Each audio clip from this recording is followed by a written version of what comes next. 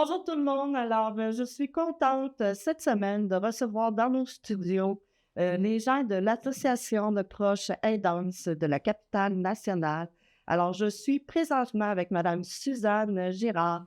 Bonjour Suzanne. Bonjour, Madame Lépine. Si je peux dire tu, Oui, on oui, se il faut, connaît, oui, oui. oui, on se Alors, parle. si tu savais comment je suis contente de rencontrer les gens de l'Association des proches aidants de la capitale nationale. En étant touchée moi-même par ça, donc ça me fait très plaisir de te recevoir dans mon studio. Alors, Suzanne, parle-moi un peu de l'organisme, de son historique, si on peut dire. C'est né quand? C'est ça. D'abord, vous dire aussi comment on apprécie d'être avec vous ce matin, là. Mm. Euh, L'historique, l'association a été fondée en 2007. Moi, j'origine du cégep, du réseau collégial.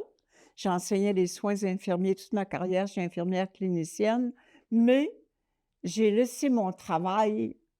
J'ai pris une pré-retraite parce que mon conjoint est très, très malade. Ça a été mon initiation à la proche aidance et j'ai entendu qu'il se préparait.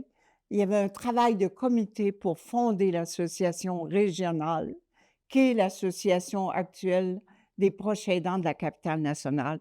Alors, la mise en place, nous étions en 2006 un comité de 16 et nous avons eu la réunion de fondation en octobre 2007. Voilà, nous avons pratiquement 16 ans d'existence. Et vous étiez combien dans le comité au début? Au début, nous étions 16 avec le C3S de l'époque et il y avait des communautés religieuses et plusieurs intervenants. Mais la journée de fondation, Oui. la réunion officielle, c'est là que j'ai été nommée présidente et j'oublierai jamais, j'avais une feuille de papier dans les mains quand je suis sortie, présidente directrice générale avec rien d'autre. Et là, quelqu'un de Radio-Canada me suivait pour savoir quels étaient nos services. J'ai trouvé que, que j'avais un travail énorme à faire. C'était trop, là. Mais dans le fond, ces gens-là étaient tous des gens qui étaient touchés par la Dédié à la cause et ça correspond à un besoin parce que on sait comment ça se passe dans d'autres pays où les soins à domicile sont très développés et en 2007, on se faisait dire: «Qu'est-ce que vous venez faire ici, dans la région?»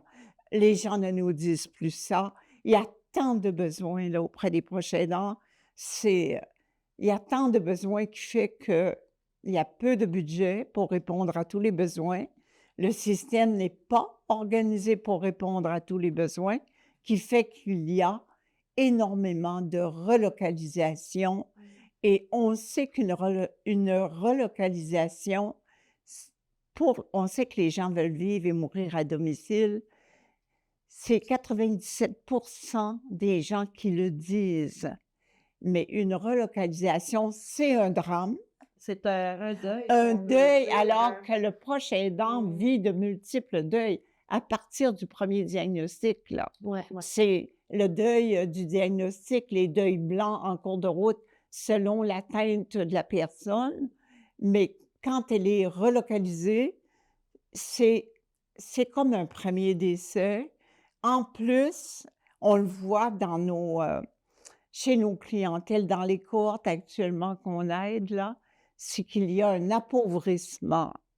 Les gens ne sont pas capables de payer leur loyer et 2 loyers là. Alors alors nous sommes là sur le plan régional pour aider les proches aidants et je dois vous dire qu'on a beaucoup de services. Ouais, fait que ça a déjà dans le fond, au début, vous étiez déjà un organisme régional. Ça a Nous avons déjà été fondés organisme régional. OK. C'est ça. Avez-vous déjà des employés quand vous êtes, en Nous fondation? étions 2 au début et actuellement nous sommes 35. Incroyable. Fait que Oui, 2 pour vraiment partir l'organisme. oui Ça et fait beaucoup de travail, là, beaucoup j'ai de quand j'ai un regard de recul, je me dis: «C'est pas possible». Parce que C'est là, pas il y a la possible. représentation. Il faut trouver du soutien financier. Avez-vous un soutien financier du On a gouvernement? le ministère de la Santé par le PSOP, le OK. programme de soutien, Ouais, et ouais. on a aussi on a quand même la Fédération des médecins spécialistes qui nous tient depuis 13 ans, Mhm. l'appui national. On a plusieurs bailleurs de fonds, mais nous aurions besoin d'un parrain qui prend la cause de la proche aidance, et c'est ce qu'on recherche OK. actuellement On va pouvoir le pour dire plus tard, plus aider les officiellement. proches aidants. Oui, oui, oui, Oui, parce que c'est un groupe qui devient de plus en plus nombreux, je le crois, les proches aidants, là, oui, bien, je vous dirais qu'actuellement, le proche aidant est reconnu comme la première ligne au niveau du système de santé. Moi, je dis toujours, madame Lépine, là, si à un moment donné, on voit les grévistes comment, à un moment donné, ils font la une là, sur le bord du trottoir, là. Mhm. Mais si tous les proches aidants se donnaient le mot pour s'en aller dans les urgences un bon matin, ce serait un tsunami dans la province. Ouais, ouais. Alors, parce qu'il y a actuellement à peu près, on peut dire, environ 7 personnes sur 10 dans la province et au Canada qui sont proches aidants. Et même des gens, j'oserais dire, qui ne le savent pas, mais qui sont vraiment. Ça vous touchez un problème, là, ça prend, on dirait par atavisme, c'est beaucoup les femmes. Par atavisme, les femmes ont toujours pris soin des familles, des gens plus âgés. Alors elles considèrent que c'est comme normal, mais avec l'épuisement, elles en arrivent aussi quand elles nous contactent. On travaille beaucoup avec les personnes, on leur offre le soutien psychosocial, et avec, ces rencontres-là, ça leur permet de mieux comprendre leur rôle, puis d'accepter d'aller chercher de l'aide. J'observe, nous, on a quand même, plusieurs milliers de membres et tous les jours des appels. «Non, je peux pas prendre le service, mon mari veut pas. Non, je peux pas prendre le service, ma femme veut pas». Et Moi, j'observe que c'est le malade qui conduit dans la maison, mais qu'est-ce que ça fait comme retombée dans le temps? À 20 ans, tu peux aller passer ta nuit dans les bars puis aller travailler le lendemain, mais on sait que les proches aidants, la majorité actuellement des proches aidants qui sont en danger, ce sont les personnes de 60 ans et plus, souvent qui ont des maladies, et c'est du 24 heures par jour. Alors, c'est reconnu par des statistiques que le proche aidant risque de décéder dans les 3 premières années de sa tâche comme proche aidance. Tu ne peux pas, jour par jour, ne pas dormir, ne pas manger. Puis très souvent, moi, on observe au bureau, là, que le proche aidant a soit un cancer, est atteint lui-même d'une maladie, et souvent, le proche aidant, il y a 2 personnes malades dans la maison.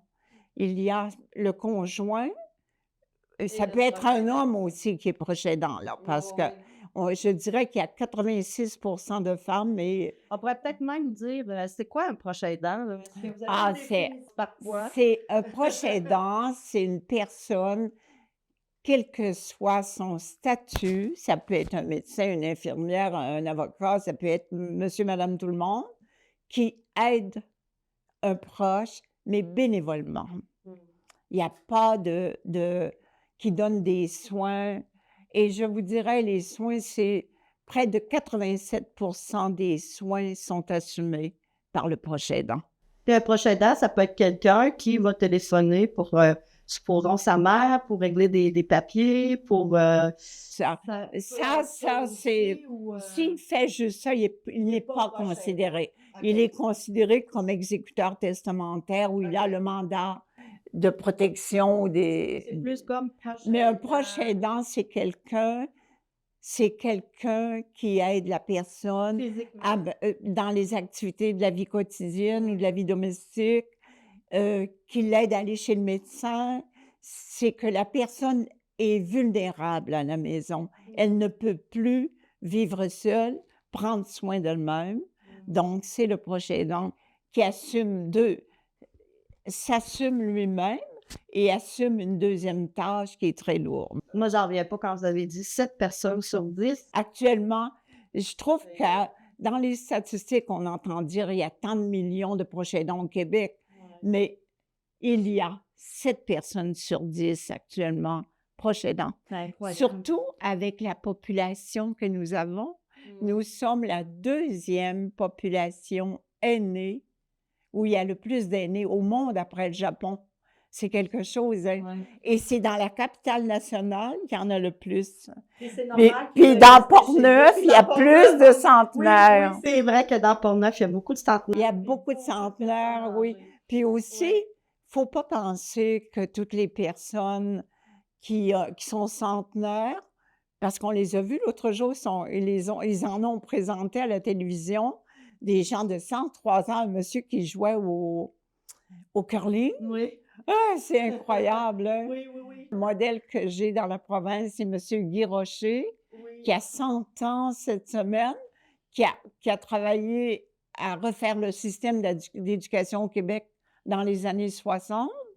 Il a déposé l'an passé un mémoire au gouvernement, imaginez. Il faut aider à ce que les personnes aînées, il va en avoir de plus en plus. La preuve, c'est qu'une personne qui naît aujourd'hui, si elle n'a pas de pépin en cours de route, son espérance de vie, c'est 100 ans. Alors, il ne faut pas penser que ça va durer juste 10 ans, des centenaires, là. Actuellement, la pyramide des âges est pas mal égale, là. Alors, les personnes âgées veulent rester. Puis d'ailleurs, le gouvernement cherche à ce qu'ils restent le plus longtemps possible dans leur maison. Bien, je vous dirais qu'il y a des pays, je les nomme, on a juste à lire le rapport de Mme Castonguay, là, la Scandinavie, les Pays-Bas, l'Angleterre, l'Allemagne, la France, les soins sont à domicile. Ouais. Il y a pas, les gens ne sont pas relocalisés comme on fait au Québec ou au Canada, là. Si ça continue comme ça, le 3/4 de la population va être relocalisée quelque part au Québec, c'est pas possible. Non, c'est ça. Puis même, il devrait avoir peut-être des choses sur la bigénération, puis les... C'est ça plus, peut-être. c'est qu'il faut que les soins, idéalement, là, nous, on offre, je le vois par les services qu'on offre, mais avant, je voudrais dire, si le proche aidant avait les services dont il a besoin, selon le nombre d'heures par semaine, il n'y aurait pas de relocalisation. Mais actuellement, c'est avec l'argent qu'on reçoit de bailleurs de fonds, la règle, c'est 4 heures par semaine pour chaque proche aidant. Alors, 4 heures par semaine, souvent, tu n'as pas le temps d'aller faire l'épicerie, là. Alors, c'est la raison pour laquelle le proche aidant s'épuise. Et je le vois tous les jours au bureau. Mais nous, par les services que nous avons, nous réussissons quand même à atténuer un peu à aider, je dirais, on est là pour aider. Le répit est notre premier grand service. Parce que là, vous avez 35 employés, mais les 35 employés, c'est des gens qui... Nous avons, la moitié de nos employés sont des préposés, des infirmières auxiliaires qui vont à domicile pour du répit à domicile auprès des proches aidants. Et là, dans toute la ville de Québec, et là, on commence dans Portneuf. C'est ça, j'allais dire. Est-ce qu'ils sont dans Portneuf? Oui, on commence dans Portneuf, là. C'est C'est d'arriver à trouver une personne qui peut offrir ce service-là, là, qui a les qualifications, parce que pour nous, c'est fondamental, il faut que la personne soit formée. Et le répit que nous offrons, il est gratuit. Je le dis, souvent, vous recevez un service qui coûte autour de 6 à 10 000 gratuitement. Alors, il faut en profiter à ce moment-là. Tout à fait. Mais écoutons, on va parler un peu des services. Il y en a beaucoup. Commençons. Oui, je vous dirais qu'il y a le répit à domicile. Nous avons débuté le répit à domicile avec des préposés, avec l'aide de la Fédération, la fondation de la Fédération des médecins spécialistes du Québec, à la hauteur de 100 000 par année, qui nous aide depuis ce temps-là, chaque année. Nous, c'est sans discrimination d'âge ni de maladie. Mais on sait que si la personne a besoin d'aller chez la coiffeuse, c'est pas du répit, là. Le répit, on l'offre à des personnes là, qui sont vraiment épuisées. Comme on a une limite dans les budgets, on analyse le besoin. Au début, on n'était pas habitués. Quelqu'un avait fait faire son arbre de Noël. C'est arrivé une fois, hein. La première année, on a appris, là. Il peut rester couché, il peut faire n'importe quoi, mais le malade est en sécurité parce que les personnes qui vont à domicile ont vraiment une formation. Et là-dessus, laissez-moi vous dire que nous sommes extrêmement exigeants, ce qui fait qu'on dit de nous qu'on a plus de crédibilité que d'argent. Bon. Mais je préfère ça. Fait que si les gens dans Portneuf veulent, Dans Portneuf, ils là, peuvent appeler. mais là, on vient de publiciser dans le courrier de Portneuf également pour que les gens qui ont besoin de répit, de nous appeler et on va s'organiser pour rendre le service. Puis je sais que vous avez le répit, ça c'est votre priorité, votre mission dans le fond. Oui. Et vous avez aussi le service. Nous, on a le programme PER. Il faut en parler. Avec le répit, je dois vous dire, avant de parler du programme PER, là, Oui. quand une personne nous appelle, d'abord, elle n'appelle pas pour dire « je veux du répit », hein? Elle appelle pour dire « là, j'ai tel problème avec mon mari ou avec ma femme et je pense que je vais en mourir » ou quelque chose comme ça. C'est nous qui l'aidons à démêler un peu sa pensée, son besoin. Et quand on réussit à lui faire accepter le répit, la personne accepte presque toujours le soutien psychosocial, des rencontres, soit par téléphone ou en personne, avec notre intervenante, une travailleuse sociale, qui va faire des appels. C'est gratuit. Elle va les appeler au besoin. Ça les aide, là. Ça les aide à sortir aussi de la famille. Parce que souvent, quand tu es proche aidante, moi je l'ai vécu aussi, souvent tu es porté à être jugé par la famille. T'en fais pas assez ou t'en fais trop, laisse-le aller. En tout cas, il n'y a rien qu'on nous dit pas. C'est l'avantage des rencontres du soutien psychosocial. On a des groupes de soutien psychosocial depuis 2007, imaginez-vous. Mais je voudrais parler aussi du programme PER qui est fondamental chez nous. Nous, depuis 2009, on a mis en place le programme PER. Nous appelons, toute personne qui a besoin de ce service-là peut le demander. Il n'y a pas de critères, là. Ça peut être, c'est arrivé une jeune fille qui a eu une chirurgie, elle l'a pris pendant 3 mois parce qu'elle habitait seule. Bon, nous appelons tous les jours. À la même heure. À l'heure où la personne, c'est en avant-midi. L'après-midi, les gens ne veulent rien savoir. Mais le matin, ça commence de 8h à midi.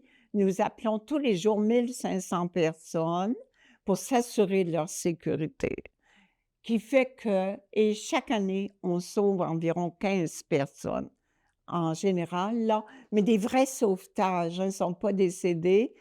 Le problème, c'est que souvent le matin, le diabétique va faire une hypoglycémie ou encore la personne va faire une chute de tension, on la trouve couchée dans la salle de bain. Comme hier, je suis allée quelque part à une rencontre de la QDR et un travailleur du milieu racontait qu'une madame avait été 3 jours couchée au sol. Après 3 jours, dans quel état est-elle? Mais c'est là que j'ai dit, aidez-nous à faire connaître le programme PER. On aurait pu la sauver, cette personne-là. Et on aide aussi avec le programme PER, là, c'est M. Patrick Normand maintenant qui est le porte-parole. Puis aussi avec le programme PER, nous avons un partenariat avec la santé publique parce qu'il y a eu des décès dans les OMHQ et l'enquête du coroner a démontré qu'il a demandé à ce que la santé publique travaille avec nous pour que les personnes qui sont dans ces endroits soient abonnés au programme PER pour qu'on puisse les sauver immédiatement. C'est gratuit, le programme PER. Il s'agit de nous appeler. Nous avons mis en place également depuis 3 ans les appels d'amitié. La raison est la suivante. C'est que dans la capitale nationale seulement, il y a 175 000 personnes aînées. Il y en a 50 000 qui vivent seules. Ça veut dire là, de l'isolement. Souvent, ces personnes, on le voit par le programme PER, les gens nous disent c'est le seul téléphone qu'on reçoit dans la semaine. Alors, les appels d'amitié, nous avons des du soutien de la Ville de Québec, de la Fondation François Bourgeois, et on a les appels d'amitié dans toute la capitale Donc ça, nationale. c'est des... Les gens appellent chez nous OK. et ici à Portneuf avec notre équipe, parce qu'à Portneuf, nous avons 2 bureaux aussi. Nous avons des intervenantes, Madame Nicole Vézina et Sylvie Quéroy, Oui. un comité dûment constitué aussi. Puis on a le directeur général comme moi au bureau, Pierre-Paul Cormier, que vous allez connaître tout à l'heure, et membre du comité de Portneuf aussi. Aimeriez-vous parler avec quelqu'un et vous dire le nombre de personnes que nous avons? Ah, beaucoup de monde. Ça répond à un tel besoin qu'on n'a pas de difficulté à aller chercher le financement, à renouveler le financement auprès de la ville ou de la Savez-vous à fondation. peu près combien de personnes? Ah, je vous dirais, il y a environ tout près de 500 personnes dans le programme actuellement. Et ça va augmenter parce que faut que les gens en entendent parler. Oui. L'avantage de ce service-là, c'est l'objectif, c'est de les inclure dans la société. Et moi, je le vois au bureau aussi, on en parle, là, ces personnes-là reviennent dans la communauté, Ouais. savent où aller faire l'épicerie, se font des Moins amis. seuls, en fait. Ils se sentent moins abandonnés, c'est ça. Ils sentent qu'il y a quelqu'un qui va les appeler, qui va aller avec eux, là, puis... On a en individuel, ce que je dis pour la Ville de Québec, c'est partout dans la capitale nationale. Ici, à Portneuf, c'est très bien structuré. Nous avons on prend la 3e année avec, c'est animé par M. Jean Vézina, qui est docteur en psycho de l'Université Laval, qui donne une formation aux proches aidants. Au fond, c'est pour apprendre aux proches aidants comment communiquer avec une personne, surtout une personne qui est atteinte de maladie cognitive. Okay. Puis je vais vous donner un exemple, parce que moi, j'ai été proche aidante aussi. Tu as du personnel à la maison. La personne malade n'a plus de logique. Si elle a fait des AVC ou des choses comme ça, si elle devient en colère ou quelque chose du genre, si la personne qui n'est pas atteinte réagit de la même façon, souvent, on avait des téléphones au bureau où je suis en chicane avec mon conjoint parce qu'il ne comprend rien ou encore il ne veut pas comprendre. Mais on avait beau leur dire, mais madame, qui est malade? Il n'a plus de logique, la personne n'a plus de logique. Mais la formation, c'est plus large que ce que je dis là. Mais c'est un succès parce que là, le 8 mai, nous avons, oui, au bureau, là, puis on forme notre personnel. Dans le fond, les formations sont à votre bureau? Pas toujours, sont en virtuel avec les proches aidants. Okay. Mais là, le 8 mai, nous formons aussi notre personnel parce qu'eux sont auprès de malades, même s'ils ont une formation en soins ou comme préposés. Mais nous, on souhaiterait tellement, nous avons ces services-là, mais le problème que nous avons à l'association, c'est la liste d'attente pour le service de répit. On a peut-être actuellement 200 personnes en attente. Et le problème, parce qu'il n'y a pas de bailleur de fonds, et le système au Québec fait que si tu n'as pas d'argent de tel bailleur de fonds, tu te relocalises. Alors, c'est le système. Le problème, c'est on réussit à les rappeler quand une personne décède ou est relocalisée. Mais si ça fait 1 an qu'elle attend, qu'est-ce qui s'est passé? La personne est soit décédée Ou malade, ou relocalisée. Les deux. Elle est soit décédée. C'est un drame au Québec pour ça, mais ce n'est pas dit nulle part. Nous, on le vit au bureau. Je viens de lire le rapport de Mme Castonguay là, sur ce que devrait devenir le Québec. Et je me dis, j'espère Pierre-Paul va en parler tout à l'heure. Il va y avoir un petit pourcentage qui va être vrai dans ce qu'elle a écrit. Oh, c'est toujours comment réussir au Québec à faire en sorte qu'il y a très peu de CHSLD, il y a très peu de relocalisation, Dans d'autres pays, c'est ça. Moi, j'ai lu beaucoup là-dessus et les gens vivent à domicile, les infirmières viennent à domicile, les préposés sont à domicile et moi, j'ai eu à relocaliser des conjoints, c'est un drame aussi. On travaille beaucoup, nous, Pierre-Paul Cormier et moi et la direction des services pour en arriver à faire changer les choses aussi, là. Et ça, c'est vraiment, je vous en remercie en tant que proche aidante de justement commencer à dire, OK, on va faire changer les choses. Je trouve ça incroyable. Merci pour nous, tout le monde qui sommes des proches aidants, là. Puis, ben, j'aimerais avoir votre idée sur l'organisme et l'avenir que vous lui voyez. On rêve ensemble, là. Ça serait quoi votre rêve pour l'association? Je rêve à ce que à ce que nous soyons davantage associés à d'autres organismes qui ont la même mission, parce que moi, j'ai lu aussi dans le rapport Castonguay, c'est il y a trop d'unités d'OBNL, puis ils sont très affaiblis. Chacun cherche du financement. Alors, qu'on soit plus solide, qu'on ait aussi comme un bailleur de fonds, un parrain qui nous supporte pour supporter les projets aidants. Là, on a une fondation, on a mis en place une fondation l'an passé, on a eu un premier legs testamentaire et on souhaiterait que le problème, on souhaite une chose, c'est que souvent, Madame Lépine, on aide les proches aidants pendant 7-8 ans par différents services et ce serait bien qu'au décès, les gens se souviennent de ça, mais très souvent, on dirait que le proche aidant n'est pas publicisé comme la maladie d'Alzheimer ou le cancer.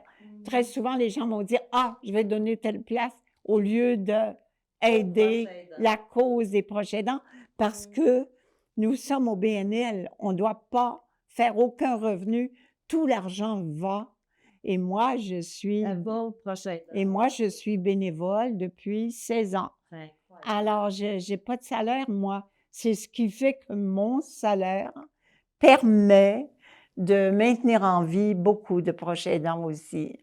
C'est vraiment une cause. Moi, c'est une à cœur, on cause, peut le dire, là. mais je dois dire que c'est vrai que j'apporte, mais je reçois beaucoup. Ouais. Je trouve que d'aider les gens comme ça, pour moi, c'est fondamental, là.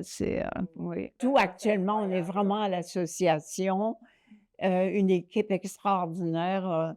Il y a Monsieur Pierre-Paul Cormier qui est directeur général comme moi. Moi, je suis la présidente du comité de l'association du conseil d'administration. Mais on a Madame Claude Bergeron qui est responsable des services. Nous avons 2 personnes à l'administration pour le secrétariat et toute la gestion administrative. Et on a des bénévoles et pendant que je vous parle, il y a beaucoup de monde dans les maisons actuellement pour le répit à domicile. On a aussi, j'ai oublié d'en parler, la halte répit. Ah! Ça, c'est un succès. Ah, c'est quoi? On Une pourrait en halte parler, répit, c'est du répit hors domicile. Ah! C'est que nous, c'est dédié à des personnes, il y a environ 10 personnes légèrement atteintes majoritairement de maladies cognitives. Ça peut être autres types de maladies. Elles viennent, l'endroit où nous sommes actuellement, c'est à la ville de l'Ancienne-Lorette, où nous avons une aide extraordinaire, un local exceptionnel et beaucoup de bénévoles de la ville qui nous aident. C'est un tel succès, cette halte répit-là, là, Fait que les gens vont à vos bureaux, les prendre gens un café ou les gens viennent à cet endroit-là. Il y a une animatrice, une éducatrice spécialisée avec une accompagnatrice qui sont là pendant 5 heures tous les vendredis après-midi. Et là, on souhaite, on a un projet pour Sainte-Foy aussi, là, mais la halte répit répond à des besoins aussi. vous appelez pour réserver pour dire vous allez y aller ou C'est le proche aidant nous appelle, puis là, on voit son besoin. Est-ce que c'est plus pour du répit à domicile ou si c'est un répit hors domicile, ce serait préférable. Mais il faut que la personne soit, quand elles sont légèrement atteintes. Quand l'atteinte est plus sévère, c'est plus au niveau du CIUS ou le répit hors domicile organisé par le CIUS. OK, OK. Parce qu'il faut mettre en place un site web, il faudrait commenter un petit peu, là, c'est Oui. ça. Mais c'est aussi un succès, ça, là. Ah oui, ben merci beaucoup, Suzanne. Est-ce que tu aurais un message à dire aux gens de Portneuf pour justement communiquer avec vous? Justement, On dit toujours, nous, à Québec, que Portneuf est tellement dynamique qu'on a de la misère à les suivre. Mais je blague pas, hein? Parce qu'au début, dans les premières années, là, tout à coup, elle faisait des rencontres, des soupers de groupe. On a essayé de les imiter. On s'est retrouvé juste le personnel du bureau. Ça marche pas du tout, c'est très différent. Mais c'est vrai qu'il y a un dynamisme dans Portneuf, une collaboration extraordinaire. Mais nous observons quand le proche aidant a de la difficulté à se reconnaître comme proche aidant et à demander de l'aide. Le message que je voudrais vous laisser, c'est toute personne qui aide quelqu'un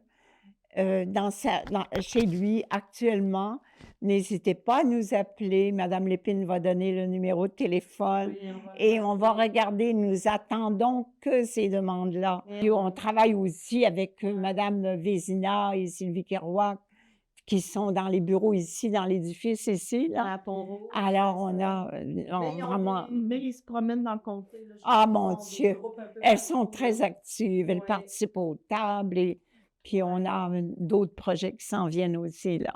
Bon, ben merci beaucoup pour tout